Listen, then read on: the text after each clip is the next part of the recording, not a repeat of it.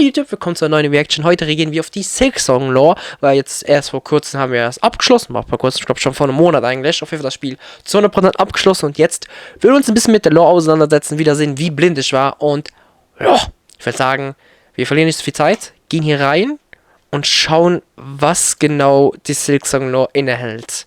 Die von Hollow Knight war schon generell interessant, aber ich kann mir vorstellen, das zweite hat wahrscheinlich auch viel mehr in sich. So. Ever since its release back in September of 2025, people have been debating what the plot of Hollow Knight's Silksong even was. Ja. Why were all those bugs obsessed with their pilgrimage to the Citadel? Who were those mysterious figures who seemed to be running the place? Diese drei, nicht Musikanten, aber nicht Sänger auch. Ich weiß gerade den Titel mehr von diesen drei Typen, aber ja. Und andere Fragen natürlich, die auch Leute sich gestellt haben. Spielt's nach Hollow Knight? Spielt's davor und alles so? Was für ein Ending basiert? Wahrscheinlich. Entschuldigt. Dem Fakt nach, dass wir Shade Lord gesehen haben, beziehungsweise den Knight in seiner Shade Lord Form, weist darauf hin, dass es auf jeden Fall einer der Radiance Ending ist. Ob jetzt das normale Radiance Ending ist oder eins der Absolute Radiance, also wo man God Home muss sein, keine Ahnung. Ich würde eher auf die zwei God Home eher gehen, also dass eins der beiden ist, aber vielleicht kriegen wir hier eine Antwort. Obwohl ich kann mir eher vorstellen, dass wir wahrscheinlich keine Antwort bekommen. And just who exactly is this character? Why is everyone saying her name is Hornet and calling her a spider and a worm when she doesn't look like any of those things? Ist eine Kombination. This video intends to answer a good 70% of these 70%, okay. We will ascend through the land of Farloom, dissecting the game's dialogue and world in an attempt to wrangle a more complete understanding of Team Cherry's Metroidvania masterpiece. But with how recent this game is, please keep in mind that the theories shared here might be lacking a sort of refinement you expect from deep dive lore videos about other, less recent video game releases. Ja, okay. Also, please macht Sinn. Und zwar jetzt für nächstes Jahr ist ja ein DLC announced, da wird noch wahrscheinlich einiges uns gegeben von Infos und Lore. Don't take everything I say in this video as gospel. I am just one of many people with theories, and nothing makes my words more inherently correct. Yep. So don't just automatically believe me when I say stuff like when the slab was built, or that the earth is round, or that now is actually a really good time to be investing in a theory. Oh, and this video will contain massive spoilers, not only for Hollow Knight's Silksong, but also Hollow Knight. Macht Sinn, ja. In fact, you kind of need to know a lot about Hollow Knight's story to really appreciate the story in Silksong. So if you need a refresher on Hollow Knight's lore, be sure to check out my Hollow Knight lore video first. This video also contains massive spoilers for the hit 2004 film, Shrek the Third. Warum? So okay. if you need a refresher on Shrek the Third's lore, be sure to check out my Shrek the Third lore video first. Als ob. This is the somewhat complete lore of Silksong. Okay, ja, 70% eben ungefähr. The story of Silksong begins with Silk, more specifically Grandmother Silk, a higher being described as the primal source of all silk. Silk in the world of Silksong is spun from the soul of its creator, and has the power to heal wounds, extend life, and weave powerful runes. Grandmother Silk is also described as a pale being. What exactly are pale beings? Some might have you believe they are great beings, wie der Pale King, worthy of praise above all others. But Hornet wouldn't necessarily agree with that assessment. While pale beings are immensely powerful, they don't always have the best intentions at heart. Pale beings are usually mainly interested in total subjugation from the bugs living beneath them. Hornet, a bug who is half pale being from her father, the Pale King, explains, "Devotion or destruction, these are the only fates my kind allow." And Hornet doesn't hold the pale beings in her life in particularly high regard. She calls her father, the Pale King, a fool in the Wings Mold journal entry, and she admonishes his wife, the White Lady, inside the Red Memory. So yeah, Hornet complains about pale beings in her diary, and also gets into arguments with them in her head, which sounds pathetic, but she really does have a point. But this desire for control among pale beings was no different for Grandmother Silk. We don't know exactly when or how, but at some point in the past, she appeared in the land of Farloom. And while we don't know the exact timeline, we do know her arrival led to the decline of other nearby civilizations. One such civilization was an order of blade bugs and hunters, ruled by King Khan. At the height of their rule, Khan's order occupied half of the lands of Farloom. It seems Khan and his warriors were one of the last groups left to stand against Grandmother Silk's influence. But by the time Hornet arrives in Farloom, Khan's kingdom has been all but forgotten, and his lands eroded by sand. Damn, okay, also wirklich, deswegen sind doch wahrscheinlich diese Ameisen so stark präsent noch. Also sie haben zwar noch ein bisschen so ihre Präsenz, aber bei weitem nicht mehr, wie stark sie es vorhin hatten, wie es aussieht. Interesting, okay. Another group taking up residence in the land of Farloom was the Scar, a tribe of ants united in service under the powerful war. Ah ja, es sind andere, okay. Die zwei gehen nicht Hand in Hand. Okay, macht aber eigentlich ein bisschen Sinn. Okay, und das wird jetzt wahrscheinlich alles verbunden sein mit den Dingern, wo wir die Herzen collected haben. Okay. Warrior Queen Scarsinger Carmelita. Oh, wie ich ihren While Kopfgast Hornet habe. could still find members of the Scar tribe during her time in Farloom, Mhm. they seem lost without a true nest, and uncertain if the song they hear is still Carmelita's. Huh. Carmelita herself can still be found, but her form has withered, her power faded by time. Judging by her withered body, she appears to be about 28 or even 29 years old. Okay. Another force in Farloom is Nihilith, a plant-like being responsible for sowing the first seed, which would eventually grow into the region of Farloom Der known Wald, as ja. Shellwood. While Nihilith is gone by the time Hornet arrives in Farloom, Shellwood is still filled with life, not fully snuffed out by Stimmt, das ist von den ganzen 3 Orten, die wir gerade angesehen haben. Dieser Ort hat noch ziemlich gut überlebt, wie es aussieht. On the eastern border of Farloom was the land of Verdania, home to twin princes. Yep. In a bid to avoid destruction by Grandmother Silk's kingdom, one of the princes gave his life as tribute. But these actions proved futile, as Verdania fell to ruin anyway, Ja. leaving the land as nothing but barren caverns by the time Hornet finds Yep. them. Nur die In Erinnerung. addition to these different groups within Farloom, there was also a town far above on the surface. Oh Gott, war das ein Scheiß, wieder hochzukommen. War das schlimm? When Hornet visits this town in-game, however, it is completely abandoned. Yep. Playing her needle in near one of the few remaining corpses reveals the following dialogue. Oh, was kommt jetzt? Friends seduced, sweet promises whispered, the weaving ones beckon. It seems the residents of this town were drawn down into Farloom by the actions of the weavers, Grandmother Silk's spider children. Much like their mother, these spiders could produce powerful silk from within their shells, and they even devised various tools and charms as well. Hornet herself is the child of one of these weavers, Hera the Beast. Yep. As for why Hera looks so different from the rest of the weavers, the game never Gute really Frage. explains. She's just a weaver that doesn't look like a weaver, similar to how there are humans who just don't look like humans. What the fuck? Either way, all of this means that Farloom was actually Hornet's ancestral home, tying her to the land much more deeply than she initially. Okay, das heißt, kann gut sein, dass Dings, oh, wie heißt, nicht Deep Dark, Deep Nest, voilà, dass das zustande gekommen ist, weil irgendjemand von hier nach dahin in Hollow Nest umgezogen ist, bis sie nicht umgewandelt, umgezogen, ja, aber es wurde ein anderes, nicht auch umgepilgert. Ah, scheiße, mir fällt das andere Wort nicht ein. Also auf jeden Fall dahin gezogen sind. realizes. But what exactly were the weavers doing in Farloom in this time long before the birth of Hornet? And what were these sweet promises they whispered to the bugs of the land? War wahrscheinlich Sicherheit The oder answer to so. that question would be the Citadel of Song, an eternal city that has long been drawing in pilgrims from the lands below, compelling them to follow the holy path through the lands of Farloom in hopes of basking and singing in its shining light. Pilby, the little pilgrim, explains, "Our holy land calls on us. To journey up is our greatest task. Who are we to refuse? Guided by faith, we climb through flaming fields, across rolling moors, and up great gilded steps, all to reach that eternal, shining citadel." Even when Hornet arrives in Farloom, the call of the citadel still pulls in pilgrims. Yep, ganz As the viele. chapelmaid explains, even now, in Farloom's long decline, the simple bugs, they're witless before it. Too grand, too majestic, too powerful. Eine zu große One possible Influenz. example of how the weavers pulled in pilgrims was through the creation of these bells, located in bell shrines all throughout Farloom. When Hornet rings one in Songclave, the caretaker admonishes her, saying, "That bell is rung out far and wide. The wretched and the lost will have heard its call. They'll be making their way here now." This exact same bell design can be found near a workbench in Stimmt. Weave Nest Atla, indicating that these bells were designed by the weavers, possibly as a tool to help draw pilgrims to the holy path of Yep. the Citadel. Bugs arriving at the Citadel of Song were tasked to join the Holy Song. Deep within the Whispering Vaults, Hornet can find Pious Isamor, a giant statue of a pilgrim. Ja. While some of Isamor's dialogue is fractured, it seems to be telling pilgrims arriving at the Citadel that their true service can now commence. That service being to raise their voices in song. Und das hat sie irgendwie Pilgrims stärker arriving gemacht, at oder the wie? Citadel could become members of the choir. Devoted members could even rise to the ranks of chorister, reed, and grand reed. They all joined in to see the Citadel's holy song sustained. But hidden beneath the beauty of the Citadel is a cruel system of subjugation designed to trap bugs into a life of endless toil.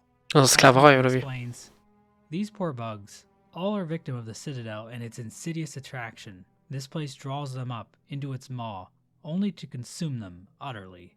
A good example of this can be found in the underworks. Ja. Bugs are forced to work down there in inhumane conditions, being forced to spend what little rosaries they have every single time they want to rest at a bench. Und wie viel There's a Leichen da liegen, ja. rosary-operated confessional for bugs to use, but the message it gives is automated and tells the bugs that their sin must be cleansed by working harder. Oh boy. We can see this mindset internalized by Loam, a bug endlessly running on a treadmill, believing that the Citadel will eventually reward him for his hard work. Me cannot rest. Us works and Citadel breeds, and them's above do sing, and all is right. And when Oh us boy. works enough, them sees it. Them sees it, and us gets us holy reward. Ja, es Hornet gibt can aber actually keinen. help Loam work by running on a nearby treadmill.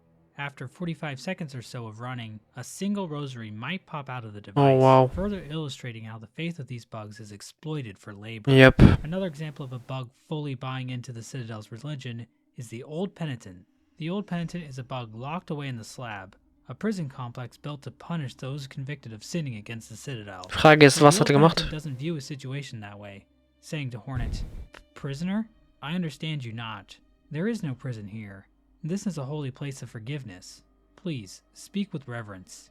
Even after being freed by Hornet, he refuses to leave, saying, "By the grace of the Citadel, I am here as a penitent. Here I can hide from the shame of my sins, until they are withered away by time. Leave this place? Please, strike me down dead before you speak such blasphemy again." The Old Penitent also has the following needle in dialogue. Ja. From wastes, from darkness, drawn down, blessed call. Sisters, accord. Silence above. Kommt er also This von oben? dialogue seems to indicate that the Old Penitent was one of the Ja, bugs voilà. from the nameless town above. He was drawn into Farloom by whispered promises, and found himself locked away in a prison cell he can never leave. Nee. But the cruelty of the prison doesn't just end with the prisoners. Even the jailers are trapped here. The Old Penitent explains, they too are penitents. In a past age, that caste committed their own sacrilege against the Citadel. A sin long forgotten, but so grave that their offspring and the offspring of their offspring carry the guilt with them still. To serve here is their only hope of absolution. The fate of Also, the guard das heißt, die müssen dann noch eine Sünde ihrer Eltern, Großeltern oder so abbauen. Ah, du Scheiße, was ist das denn, Alter? Oh boy. Ey, jetzt, wo man ein bisschen mehr anfängt über die Sachen zu lernen, das wirkt ja sehr, sehr düster alles, ey. Und deswegen schaue ich mir so Videos an, weil ich genau so Sachen verpasse. Ach du Scheiße. that the Citadel is just about using guilt and sin Ja. as justifications to force bugs into endless servitude. Und Hornet is Ausbeutung generally und so. a fairly nice person, always trying to help people and do the right thing. But even she has no sympathy for the guardflies and genuinely wants them all dead. She's like me with grubs. Given what had happened to Hornet during the events of Silksong, I can't really say that I'm surprised she feels this way. Hornet even hopes that killing the matriarch of the jailers, Broodmother, will end their race for good. But if she returns to the Broodmother arena, it turns out a new broodling has already appeared to carry on the species. But for some reason, the game won't let Hornet kill the baby. This is an example of ludonarrative dissidence. Was? Was stand da gerade? Won't let Hornet kill the baby. This is an example of ludonarrative. Ludon of Dissonance ist ein Konflikt zwischen dem Videospielsnarrativ, erklärt durch das nicht interagieren Element und dem Narrativ gesagt durch das Spielen. Ludonarrativ heißt Spiel und Narrativ für dieser Interaktion zwischen einem Videospiels Gameplay eben und narrativen Elementen. Dieser Begriff wurde gecoint von dem Game Designer Clint Hocking in 2007 in einem Blogpost. Dissidents. But these aren't the only bugs born into a special kind of service.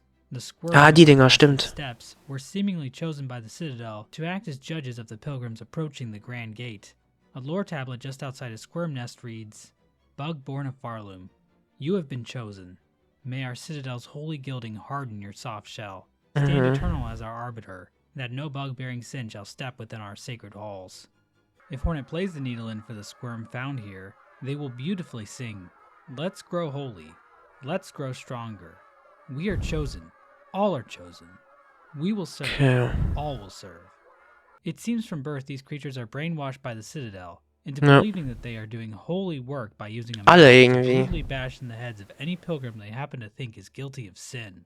Similarly, the Vaultborn, found in the Whispering Vaults, are literally raised in dark vaults and then forced to become scroll readers for the Vault Keepers. Wirklich jeder wird hier indoktriniert für irgendwie halt dem Königreich zu dienen. Also das wirkt sehr faschistisch, oder? Oder benutzt du gerade das falsche Wort? Dass die ganze Zeit die Leute für den Staat und für das Königreich arbeiten. Ach du Scheiße. Ich glaube, sie hat ja auch den, Dings, die Großmutter hat ja irgendwie so einen Titel als Monarchin oder irgendetwas so, ne? Unlike the Broodling, Hornet can kill the baby Squirm and Vaultborn, so hopefully Team Cherry will patch the game so you can actually kill this thing. But the Citadel's system of cruelty didn't just stop with the borders of the Citadel itself. The bugs underneath also fell victim to its whims. One such area affected by the Citadel is Greymore. According to Krull and Benjin, the two best characters in the game, Greymore used to grow all sorts of food. Okay. At some point, the Citadel ordered these bugs to instead dedicate themselves to catching the silk dregs that drifted down from the Citadel and re-spool them. As a result, the bugs of Greymore had to resort to a less involved form of farming, breeding muck roaches for their disgusting roach guts. The smog and exhaust of the Citadel was rerouted using the exhaust organ, and dumped into current-day biowater, Oh polluting boy. the region and incurring the hatred of the SILKEN, a faction of swamp dwellers skilled in trap setting. Now, I know a lot of you watching this are huge fans of Absolut nicht. and of course I am too, but in the lore, the creation of biowater should be seen as a bad Oh thing. ja. The Citadel even turned on their own warriors. There once was an order of pin-wielding maidens known as the Pinstresses. As the last remaining member of the cast, hidden away at the edge of the blasted steppes, explains. Die, wo man noch bekämpfen kann. Deswegen hat sie auch einen Bosskampf. Weil sie will eigentlich mal wieder kämpfen nach all den Jahren. Okay. Our Grand Citadel learnt well from the training of Pinterest's past. Then it went and turned those teachings upon us.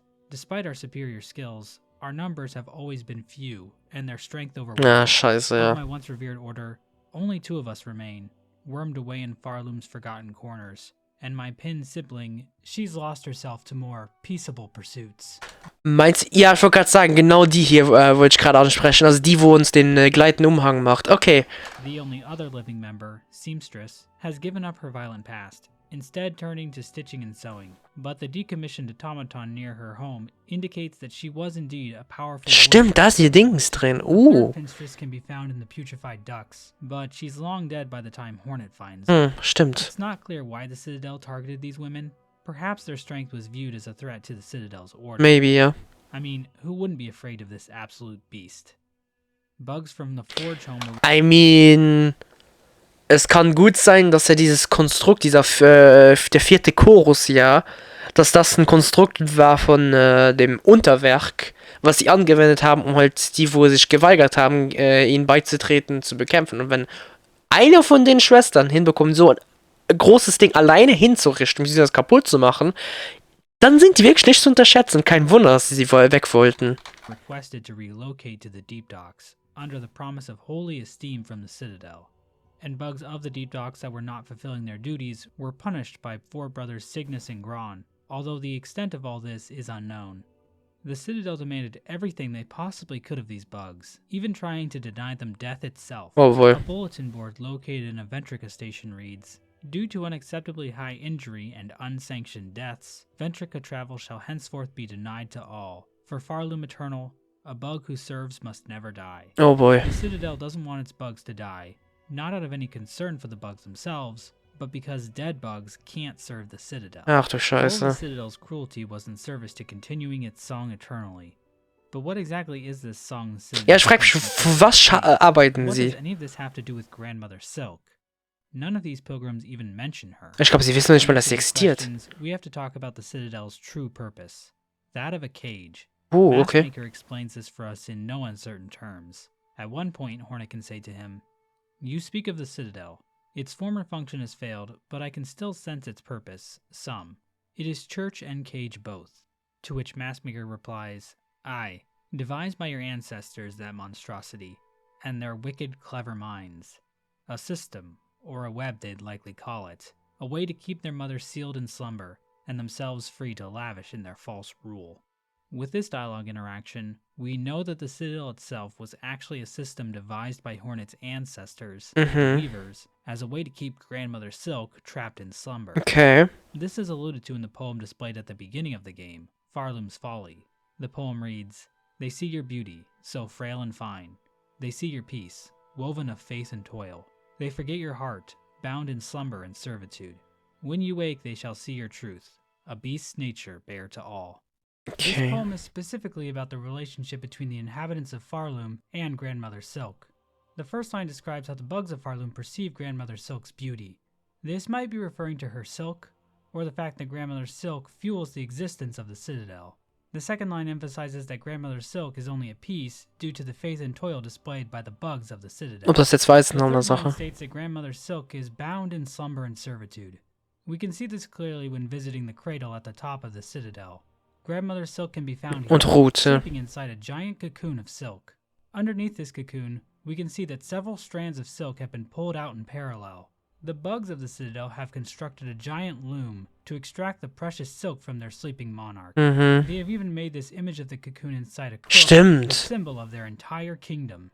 But the last two lines of Farloom's Folly tell us that Grandmother Silk's subjugation won't last forever, and once she awakens, the bugs of Farloom will have to face her true, beastly form. Und da kommt Huh. I Dings. wonder if this will be important later. Sicher, ja, in Akt 3, ne? Was achieved through the song sung by the pilgrims of the Citadel. Inside the Whispering Vault. Interesting, wir kriegen gerade jetzt schon so viel Detail, halt, was die Rolle von den Glauben und alles so ist. Und wir haben noch gar nicht mal Lace erwähnt, was für eine Rolle sie für die Großmutter spielt, wie Großmutter, für die, für Grandmother Silk bedeutet und alles so. Aber interesting, das heißt, es wurde für den Weaver erstellt, um eine Art Gefängnis zu stellen, weil das Ding nicht raus sollten. Dafür leitet es ein komplettes Königreich und lockt ganz viele Leute auch rein. Und verdammt sie, aber lieber das, als dass es ausbricht. Ist krass. Also, Dings, gibt mir so einen anderen Vibe von der Radiance, die ja sich in die Träumen reingeschlichen hat.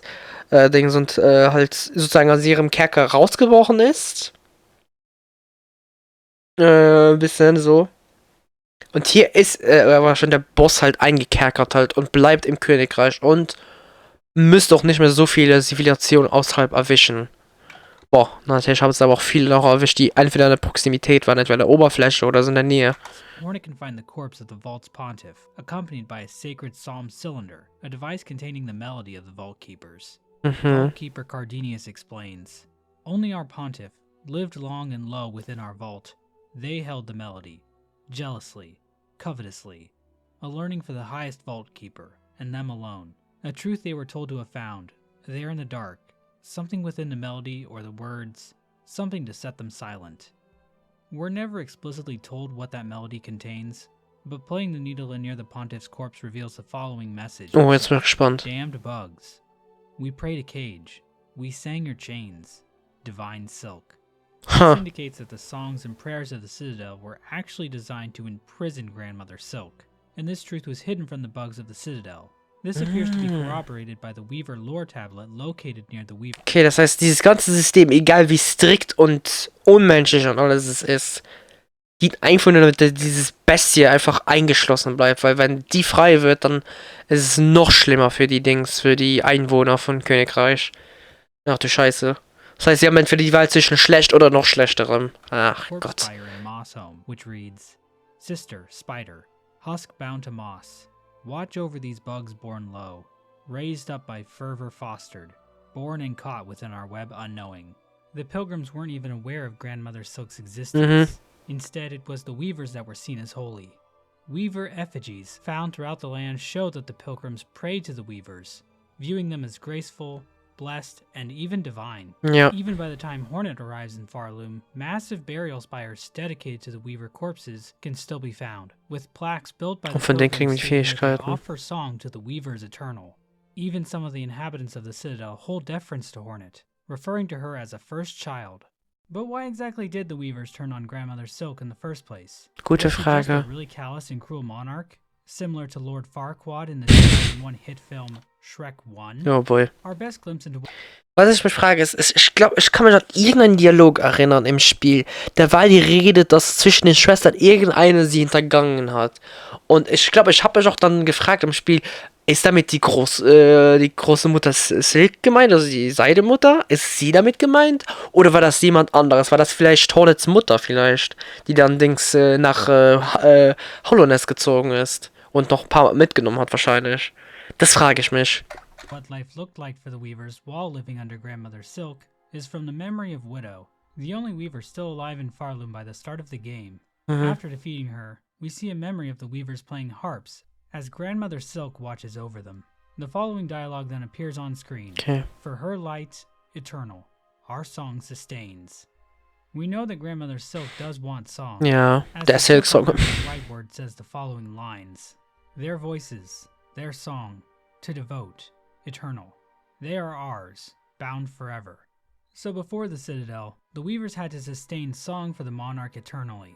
The Weavers must have felt trapped in this system and decided to create the Citadel, Yep. using a new song to put Grandmother Silk to sleep and enthrall the pilgrims of Farloom in their fake religion. Through this action, the Weavers not only obtained freedom from sustaining the eternal song, but they also came to perceive themselves as the rulers of Farloom. Ein bisschen schon, The ja. harps the Weavers first played the eternal song on for Grandmother Silk can Ja, das heißt, es ist einfach damit sie frei. Es war ja auch vorhin die Line von wir singen hier ewig oder irgendetwas und sie sind frei halt, was wahrscheinlich dann die Weavers gemeint sind.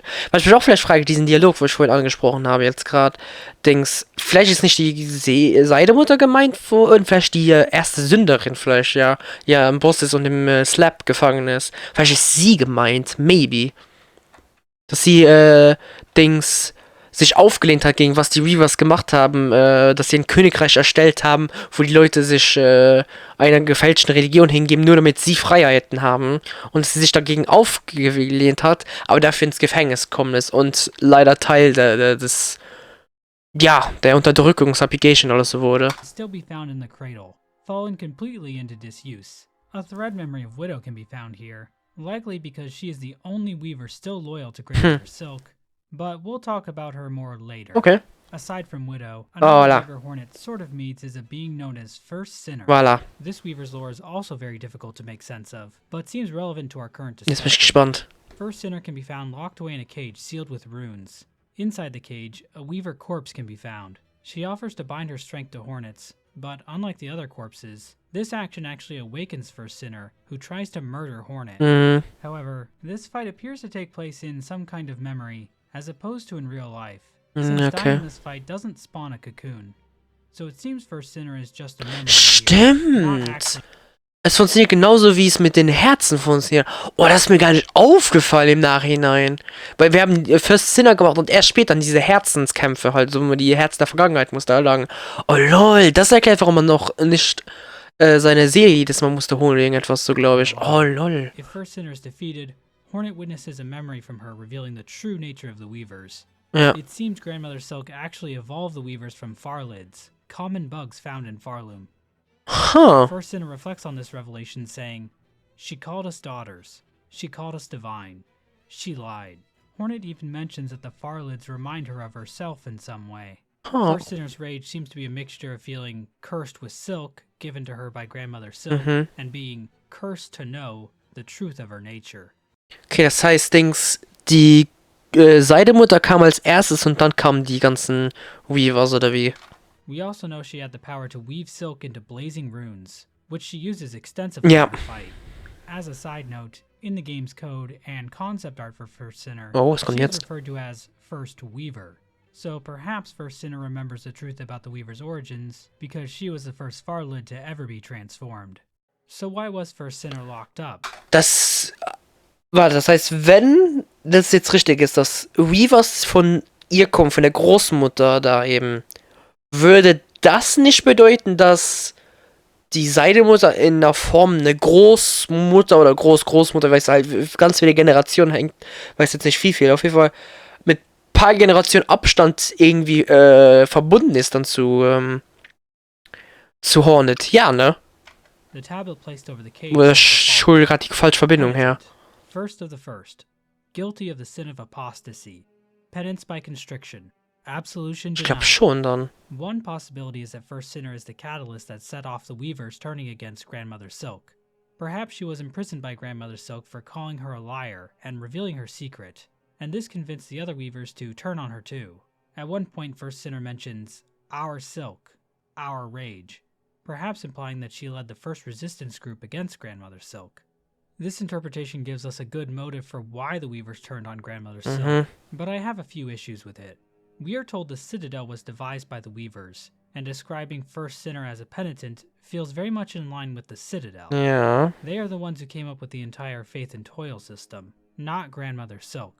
Second, if Grandmother Silk chained up First Sinner, why is she still chained up now? Why wasn't she freed or given a proper burial? Third, we see the Citadel sigil, the silk cocoon, on the cage itself, further supporting that this cage was created by the Citadel. Yep. I think it makes more sense to say First Sinner was imprisoned by her fellow Weavers. In this case, the sin of apostasy committed by First Sinner was claiming the Weavers weren't divine. This revelation would have been devastating to the Weavers' control of Farloom. They needed to be seen as divine by the Pilgrims, so they decided to seal First Sinner away. Und deswegen weg regardless mit of ihm. whether Ja, or not okay. they even believed her. I think this explanation ties in better with the information we have to work with. As for the "our rage" line, it seems First Sinner is mimicking a lot of the dialogue found near other Weaver corpses. All the other Weavers say, "our silk, our memory," not "our rage." First Sinner also calls Farloom accursed instead of haunted, and she kind of lies to Hornet about letting her bind her. So I think some of First Sinner's dialogue can be explained by her being a bit deceiving, compared to her sisters, who are a bit more straightforward about what they want from Hornet. Naja, ein bisschen. Alternatively, our rage could imply other Weavers joined First Sinner's anger, but were also imprisoned by the Weavers running the Citadel. Kann sein, aber sie ist halt I think First der Sinner's fate is Urauslöser, a okay. reflection of just how far the Weavers will go to cling onto their rule of Farloom. They would much rather imprison one of their own kin than admit the fact that they aren't divine beings. Perhaps that was the only... Ja, weil sonst würden sie ja die Zitadelle nicht mehr können unter Kontrolle halten, weil dann denkst du ja nicht mehr Leute, sie als heilig ansehen und der Religion folgen und dann werden sie nicht mehr frei, wie es aussieht. choice they had to keep the web of the Citadel from Ja, collapsing. wie interesting. Regardless, it seems the Weaver's reign over the Citadel was not destined to last. Nee. We know at some point control of the Citadel was handed over to the Citadel bugs. Yep. Conductor Balador tells us this explicitly when he says, "The mantle of rule, claimed greedily from Farloom's fading first children, those bitter weavers. It was yoke, not crown." In Balador's possession is a rune harp, an ancient weaver recording instrument containing the last words of the weavers, which reads, "Sisters, spiders, the burden is past. These simple bugs shall bear it in full. Never to cease, never to silence. We shall die and wait and pray that one may come of silken strength enough to weave us free." Das heißt, sie haben wirklich so lange dran gearbeitet, bis sie komplett sich abschneiden konnten dafür und da verkauft haben, dass irgendwann in der Zukunft irgendwann stark genug kommt, um es frei zu handeln. Aber sie haben die komplette Last auf die Käfer rübergeworfen, halt, die sie jetzt Jahre und Jahre indoktriniert haben, oder wie? Oh, der. This record and Balador's comments tell us that running the Citadel was a difficult task, and at some point the Weavers decided to flee Farloom. In the lower layers of Wahrscheinlich Farloom, Hornet can find in a Deep strange Nest. gate barring access to various weave nests. Ja. In these weave nests, it seems the Weavers schemed against Grandmother Silk. In Weave Nest Atla in Moss Grotto, Hornet can find a lore tablet that reads, "This low her gaze escaped. Prepare, sisters, weave hope anew, that we might break free this accursed web born of our naive foundation." It seems at some point during their rule, it became clear to the Weavers that they could not keep Grandmother Silk trapped in slumber using song forever. Ja. Instead, they would have to devise a new plan to deal with her. One such plan was Eva, also found in Weave Nest Atla. Yep. Eva is a strange being confined to live her life within an iron shell. She is a child of the Weavers, but created from rune and shell instead of more traditional methods. There are two other aspects regarding the nature of Weavers I have yet to mention. First of all, it seems there are only female Weavers, Stimmt. considering they Ja. always refer to each other saying sisters. This is similar to how all Labubus are female. Was für ein So Vergleich. that's pretty cute. Second, Weavers are born with a curse that makes the act of conceiving a child excruciatingly painful, rendering it a near impossible task. I was unable to find any information on if conceiving a child was excruciatingly painful for the boo-boos, unfortunately. Was für unfortunate, ja, As egal. someone who also finds the act of getting pregnant extremely difficult himself, I relate a lot to the Oh Weavers boy. here. I suspect this aspect of their nature is due to Grandmother Silk. Die einzige, wo das The idea that darf. she made them like this supports the idea that she only ever wanted the Weavers so they could serve her. You might wonder why the Weavers created such a cruel system with a citadel, but it seems they didn't have the best role model. Nee. But not all Weavers were doomed to be barren. Horn explains to Eva that her mother was able to overcome Ja, the weiter. curse's limits, which sounds impressive until you remember there are dozens of little Weavers running all over Deep Nest and Hollow Knight. Stimmt. Hopefully Team Cherry will explain exactly what's going on with these things, because as of right now, it makes me uncomfy. The Weavers Ich kann mir vorstellen, dass vielleicht Hornet einer der ersten vielleicht war. Oder ich weiß, obwohl, nee, Hornet vielleicht nicht. Nee. Hornet war die erste göttliche, definitiv. Die war wahrscheinlich noch schlimmer eben. Allerdings Hornet ja noch eine Kombination vom Wurmkönig, also vom Bey-König. Aber wie ist die andere? Gute Frage. Irgendwie hat sie wahrscheinlich rausgefunden, wie man diesen Fluch bricht. Wie? Keine Ahnung. Ob wir jemals darauf Antwort bekommen? Keine Ahnung. Weavers weren't too happy with their creation, though. A rune harp found in Weaveness Atla reads, "Hide her deep, the despised child, our shame shown in shell of iron. She is a wish cast vain, divinity mimicked in form too frail." It seems Eva was an attempt by the Weavers to create a divine being capable of usurping Grandmother Silk, but she failed to be the powerful being they had hoped for. This is similar to the events depicted in the hit film Shrek 2, where Shrek and company created the giant gingerbread man, Mongo, who also tragically suffered from his form being too frail for the task. Censored for gore. Another attempt by the Weavers to stop the awakening of Grandmother Silk was through the creation of the Snare Setter. One can be found in Weaveness Atla, and needle and dialogue observable there shows the Weavers hoped it could be used to keep them free. Aber Eva explains the purpose of the Snare Setter more plainly. Small things, but tests for larger forms. I still remember their thoughts as they worked, their desperation and their hunger. Another hopeless attempt to wrest their freedom. All ended in failure, of course. ja, heißt nicht das Ding, was wir in Akt 2 benutzen, für sie einzufangen, eine Snare. Nur halt eine ausgebaute, die von diesen 3 Priestern da ja gemacht wurde dann. In Weaveness Merglin, Da bin ich auch gespannt, was ihre Rolle ist. the lore tablet mentions that the Weaver's silk will wane at some point, perhaps indicating that the Weavers knew their power was fading. The strangest place a Weaveness can be found is deep below Farloom, in the Abyss. The Abyss in Farloom is very similar to the one found in Hollow. Oh ja. It features the same void tendrils, a lake of void, and massive spires. Was wahrscheinlich auch sehr stark aussagen sollte, dass der Void, egal wo er sich befindet, immer gleich ist. Dass es immer der gleiche Void ist und nicht irgendwie verschiedene Voids gibt. There's even hints of the ancient civilization here too. At one point, Hornet refers to the void as being below all things, perhaps indicating that no matter where you are in the world of Hollow Knight, if you go down far enough, you'll find the Abyss. In Weavenest Absalom, there is evidence of the Weavers researching the void. A rune depicting the void tendrils can be found, and it seems the Weavers were able to collect void within glass jars. But it doesn't seem like the Weavers went much further with any of their void experiments. Wahrscheinlich sehr zu And gefährlich, nothing ne? here seems to have been used against Grandmother Silk at all. In fact, it doesn't seem like any of these traps or mechanisms worked. The only thing left the Weavers could do was flee. In Weaveness Syndrol in Farfields, hidden in a secret room, Hornet can find a map depicting pathways out of Farloom. The nearby rune harp reads, "Flee, sisters. Flee until your strength exhausts. So far you may escape at last her silken sight. To start anew, to sustain, free of web and service eternal."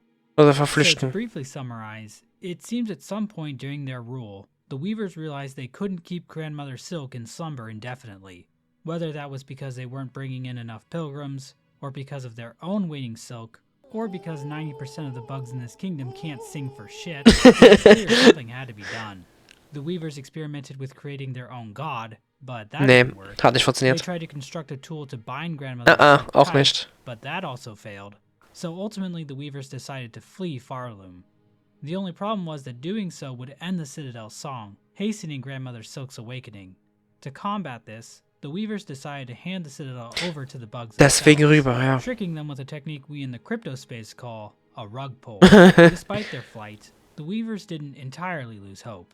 It seems the Weavers prayed for one of Silken's strength to one day come and free them from their web. Hornet Few eben, ne? Weavers Also in even dem Fall stepped war es behind Hornet. so that they could help this savior should they ever make their way to Farloom.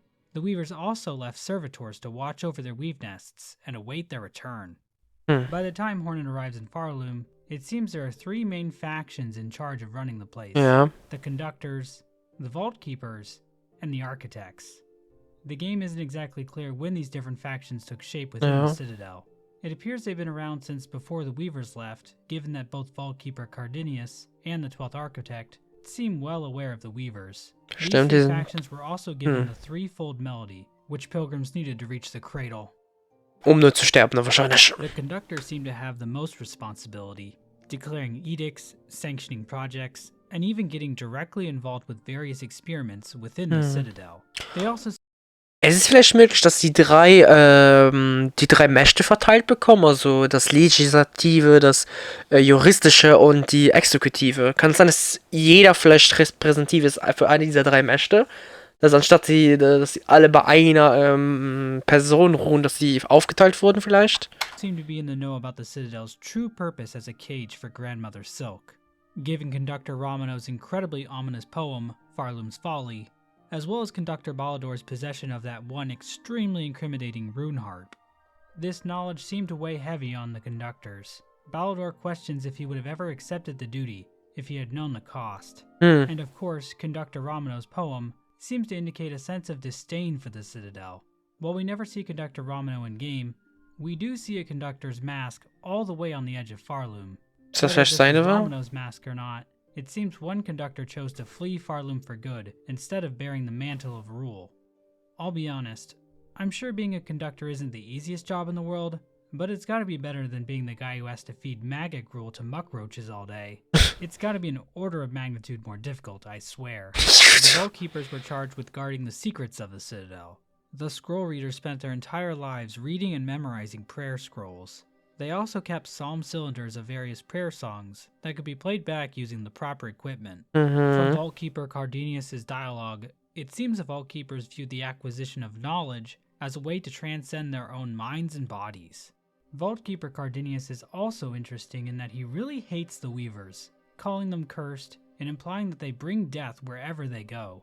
So it's possible the Vault Keepers were aware of some nefarious deeds done by the Weavers during their rule. Ja, wie ja auch der Typ jetzt gesagt hat, es scheint, als würden die Architekten, die Conductoren und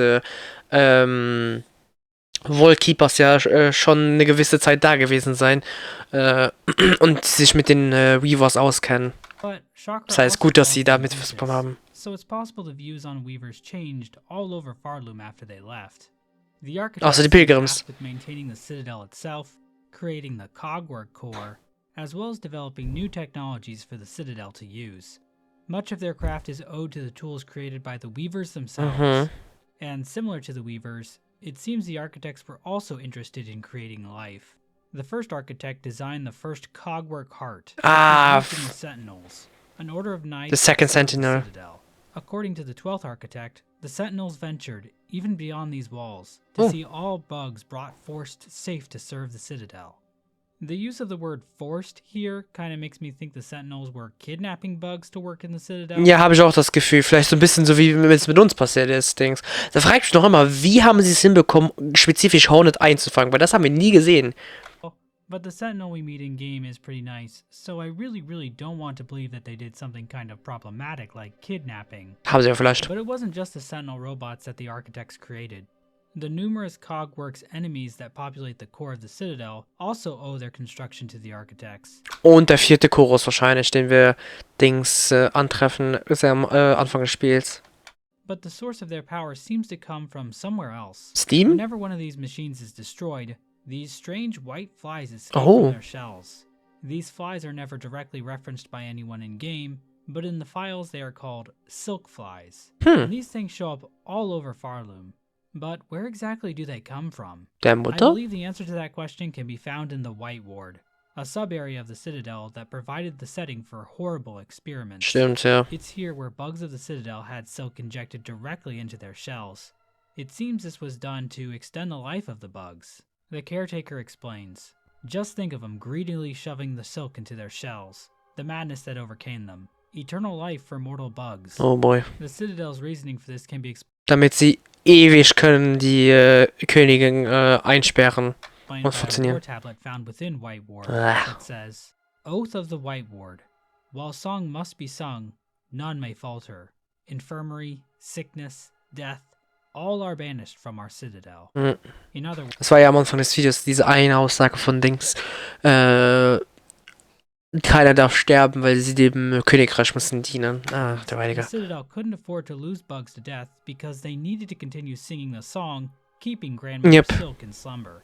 If bugs did die, their bodies were cremated so the silk could be recovered. Oh boy. This process of recycling silk over and over again caused the wills and pain of these bugs to live on through the silk, trapped in a state of torture even after death. But it Alter, sogar im Tod konnten sie nicht dann ruhen. God damn. seems the bugs of the White Ward Ich merke erst jetzt wirklich, dass so genau man hinschaut und die Details vorgelesen bekommt und wirklich es klarer sieht. Alter, ist das Spiel düster gewesen eigentlich. Also nicht, dass der erste Teil weniger düster war. Also, der hat natürlich auch sehr viel düster. Einmal allein schon die Art und Weise, wie sie probiert haben, die Radiants einzufangen und dafür unendlich viele Kinder in die Welt gebracht haben, um nur die sterben zu lassen im Void. Alter. even further with their experiments. It seems the silk flies found inside of the Cogworks bugs were also created here. Wohl möglich. Inside White Ward, we can find a strange device, referred to as a silk siphon within the game's code. Huddled around this device are these silk flies. We can also see silk flies trapped inside this container, and an identical container can be found in the center of the silk siphon. One of these containers can also be found on the ground next to the 12th Stimmt. Playing the needle in the silk siphon room reveals the following dialogue. One line in particular is interesting to me. To serve, beyond shell. To the right of this room is a chamber filled with hundreds of corpses. Ach du A Scheiße. coral commandment can be found at the end of the Ich hab das nie bemerkt, dass da so viele Leichen Lug a sind. voice grown hoarse or shell fallen frail. You have been selected for duty most sacred. Become our light, our guide in darkness, that others worthy may climb to join the holy song. So it seems the Citadel was transforming the silk-infused souls of bugs into silk flies that could be used to provide light for the kingdom of Farloom, as well as power the various automatons working within the core. Even massive constructs like the fourth chorus release several dozen silk flies when they're destroyed. Stimmt. Given the Oh silk lol. flies seen on the 12th architect's corpse after they die, it seems the architects were also powered by silk flies. Oh, das heißt wahrscheinlich die Architekten waren selbst auch alle nur Dings Maschinen und so. Huh. The only exception to this I found is the Cogwork Dancers, which we know were created not from the soul of a Farloom bug, but from the soul of one of Ja. the princes of Verdania. Weshalb die anders sind im Vergleich zu den anderen da. Speaking to the Green Prince after defeating the Cogwork Dancers, Hornet says, his soul is now free from that shell of iron.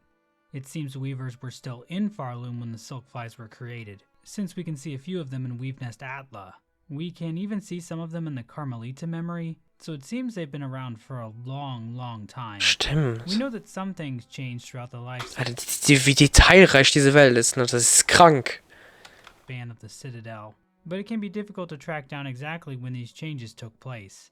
For example, in one section of the Citadel, there's an unused statue base. The statue that used to be here was likely Pius Isamor. Oh, Was maybe. at some point hidden away within the Whispering Vaults. Pius Isamor mentions that the Citadel is built from simple stone, bare and unadorned, but that is certainly not the case by the time Hornet arrives in Farloom. So when did these changes happen? Unklar. Pius Isamor does mention that the Citadel was bequeathed to the bugs by the Weavers. Bequeathing can mean to give something, but it also has a sense of handing something down. So it's possible the gilding of the Citadel didn't take place until after the Weavers gave control of it over to the Citadel bugs. But the wording is vague, and I don't get the sense that the Citadel bugs would necessarily be more interested in turning the Citadel into some gilded, shining city than the Weavers were. Vielleicht ein bisschen doch, vielleicht so im Sinn von, dass sie am Anfang noch gläubig waren, dass sie wirklich so dachten, ja okay, wir übernehmen jetzt die Rolle der Weavers, wir sind jetzt die Heiligen und halten diese Religion bei und wir wollen das ehren, indem wir unseren Palast, unser Königreich noch schöner aussehen lassen. Vielleicht deswegen, aber wer weiß. One big change that almost definitely took place after the Weavers left was the completion of the Citadel core, which seems to be referenced in the last edict of the conductors, which reads, And lo, is eternity sustained. By Architect's Claw, we welcome that final form of dial and rotor, and soul gladly given. The perfect, unfaltering voice. The cogwork core is a massive structure of cogs and shafts in the middle of the citadel. We know from the 12th architect that the core was built to sustain the song. The core is filled with cylinders with pips on them, similar to what you would see in a music box. Stimmt. And we know from the Cogwork Clapper journal entry that there are bells and cymbals within the depth of the core. And at the very top of the core are rows of statues capable of producing song. Im So Normalfall, ja. basically, the act of sustaining the eternal song could be done automatically using the core. Even the maintenance could be done by the Cogwork automatons. Aber warum wurden die Boxen dabei behalten? Wahrscheinlich als Plan B, falls die würden abschalten. Was wir ja auch sehen, weil Dings die Maschine von einer der Dinger, ein Cockwork, funktioniert ja nicht mehr. Also wir mussten es ja wieder aktivieren. This might even explain why the elevator at the entrance to the Citadel goes down into the underworks instead of up into the Citadel proper. If pilgrims Und wir dann aren't needed to gerufen, sing scheiße. eternal songs So weiter. anymore, they can just be directed down into the underworks. It seems this was the final state of the Citadel under the rule of the conductors. Bugs were either toiling away in the underworks, locked away in the slab, or trapped as silk flies inside the cogwork shells created by the architects. The bugs themselves were replaced by the cogwork core. So not only was the religion itself fake, but the ones doing the worshipping were fake as well. The Citadel's promise truly was an empty one. As the caretaker puts it, inside and out, it's nothing but a grand gilded lie. Ja. And despite all the harsh schemes devised by both the Weavers and the Citadel cast, Grandmother Silk continued to awaken from her slumber. Conductor Balador admits to Hornet that this outcome was inevitable, saying, "The mantle of rule, claimed greedily from Farloom's fading first children, those bitter weavers. It was yoke, not crown. Now in our Citadel silence, we share their truth. Only one monarch's claw ever clutched this kingdom, though we raised our voices to cry otherwise." The Citadel cast was finally forced to face the same reality the Weavers had. Dass die Königin bzw. die Monarchin irgendwann demnächst ausbrechen wird. Even in her subjugation, Grandmother Silk was still the only true power in Farloom. At this point, it seems the Citadel finally fell silent, with only the automated cogwork core left capable of sustaining the song. But it wasn't enough. We aren't exactly sure when this happened, but at some point the land of Farloom became haunted by Grandmother Silk. Her threads reached down from the top of the kingdom, starting with the bugs in the Citadel, and eventually reaching all the way down to lower Farloom, binding the bugs of the land to her will. These threads can be seen occasionally when bugs are defeated, as well as when Hornet plays her needle in near them. Stimmt. But what exactly does the haunting do to these bugs? At the top of the marrow, Hornet can discover a mysterious building. Inside, a grunting bug and strange squelching sounds can be heard. An operating table can be found in this room as well. It seems a bug obsessed with the haunting started cutting into bugs to examine the effects of the haunting itself. This bug, known as the Learned Pilgrim, was actually going to have their own quest, but was ultimately cut from the game. Ah, But their scheiße. findings can still be found written down on a lore tablet, which starts, Jetzt bin ich gespannt. "In the air, the water, everywhere. After generations and generations of using silk, Farloom has become covered in silk dregs. This can be seen most War das wohl gerade clearly in geschnitten? the air, the water, everywhere. Huh. After generations and generations of using silk, Farloom has become covered in silk dregs.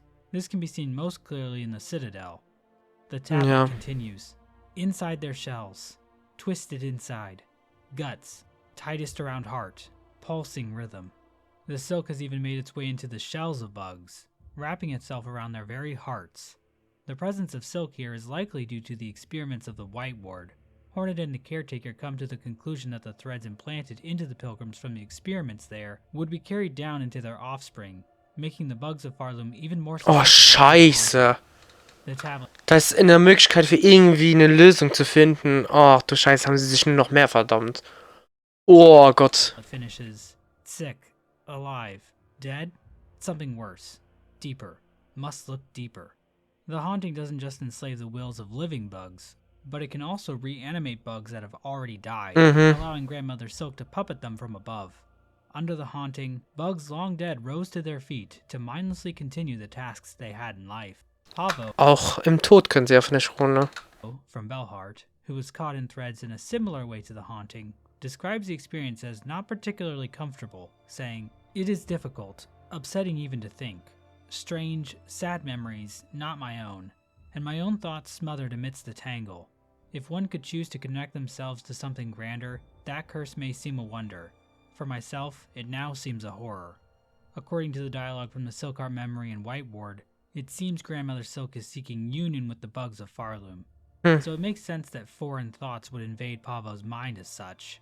While the So ein Hive-Mind, basically, oder wie? haunting's power was strong, it didn't enslave everyone. Some bugs, like Pondcatcher Reed and Ballo, resisted the force that claimed their peers.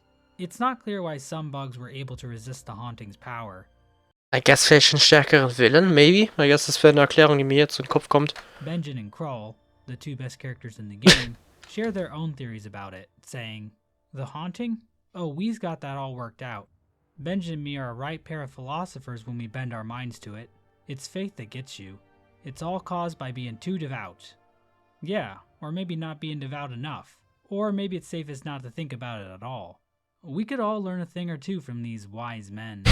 At some point, probably during the haunting, Grandmother Silk also created her own children Lace. entirely out of silk, Phantom and Lace. Ja. In the Silkheart cutscene after defeating Lace in the cradle, we get some dialogue hinting at Grandmother Silk's motivation for creating Lace. "Better a child spun mad than none. Better a child spun frail than none. Better a child spun pure than them. One to wish our waking. From our silk, a child born loyal." So it seems Lace was created to be a loyal replacement for the Weavers who betrayed Grandmother Silk in the past. Caretaker describes Lace as follows: "Look of a child and a mind to match, but her's been up wandering this citadel longer than most, even in its long silence. Way 'fore you came and roused its ire." So Lace is kinda like a 1,000-year-old kid, like you see in those Asian cartoons. So that's kinda weird. But then again, the Knight and Hall Knight is technically using the body of an unborn fetus when you think about it. So maybe this is par for the course for Hall. Ja, ein bisschen schon. The point is, it seems Grandmother Silk really emphasized the child aspect of Lace when creating her, perhaps thinking that would make her more loyal. But that plan created its own problems, as we'll see. Phantom is the other daughter created by Grandmother Silk, but she appears to be deteriorating by the time Hornet finds her hidden away in the exhaust organ under the citadel. Yep. Her Needle dialogue contains lines like "forgotten" and "discarded." Vielleicht war sie die erste Versuchung, diesen neuen Weavern, wo sie wollte machen, nämlich Phantom. Und aber als Lace besser funktioniert hat, wurde sie einfach weggeschoben. Implying that Grandmother Silk wasn't as invested in her as she was Lace.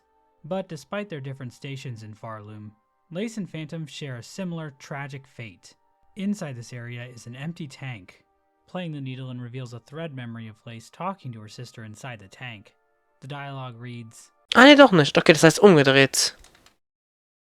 Das heißt, Lace ist als erstes gekommen, aber Lace war anscheinend so viel besser, dass Phantom einfach komplett auf die Seite geschoben wurde, oder wie? "She spun us to fade. She spun us to break. Why us, sister? Why us?" Lace seems to resent her mother for her form, saying, "This weak, wasting existence. This was not life, just a husk shaped to act as a child." Lace's Hunter's journal entry also claims that it would take a lot of silk to maintain Lace's form. So it seems Grandmother Silk's silk-spun children were fragile creations. Phantom has come to accept this by the events of the game, asking Hornet in her Needle dialogue to free her from her fading fate. Lace, on the other hand, still isn't too happy about the whole being born frail thing. Huh. I wonder if this will be important later. At some point during all this, choir bugs were sent out from Farloom to track down and retrieve the Weavers and their kin. The cages used to transport these Weavers can be found in the cradle, giving us insight into where they were captured. A frail bug with 1/8 Weaver ancestry was found in the Sand Sea Waste. Another 1/8 Weaver was mortally wounded and taken in the Black Barrens.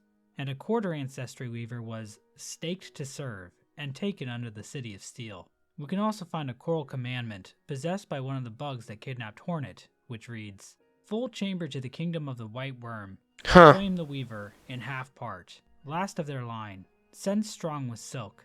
Resistance anticipated. Quell with Rune Cage." Oh, damn, das habe ich noch nicht gemerkt.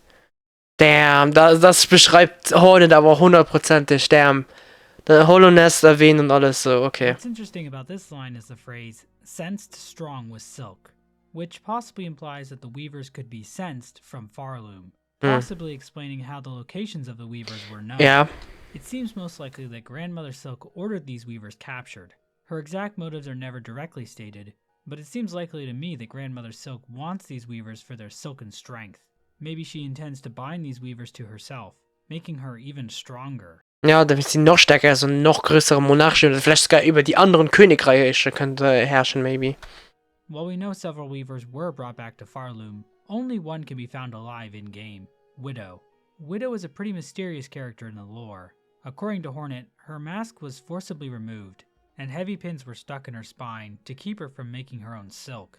Widow is a fanatic for Grandmother Silk, and a thread memory of her worshipping her in the cradle can be found. Widow is a bit crazed when Hornet finds her, and that seems to be the result of her mask being removed. We know from Hornet's interaction with Mask Maker in this game that masks can in fact alter a creature's personality. But who exactly removed Widow's mask, and why?